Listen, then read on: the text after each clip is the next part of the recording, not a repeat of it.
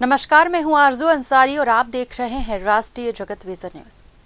छत्तीसगढ़, महाराष्ट्र, मध्य प्रदेश की सीमाओं पर सक्रिय एमएमसी जोन को नक्सलियों से मुक्त करने की दिशा में बड़ी सफलता मिली है। एमएमसी जोन के प्रभारी और 25 लाख के इनामी नक्सली अनंत ने महाराष्ट्र के गोंदिया में अपने 11 साथियों के साथ आत्मसमर्पण कर दिया। 3 राज्यों की सीमाओं पर वर्षों से सक्रिय ये गुट सुरक्षा बलों के लिए बड़ी चुनौती बना हुआ था। बताया जा रहा है कि अनंत और उसकी टीम पर कुल 89 लाख रुपए का इनाम घोषित था।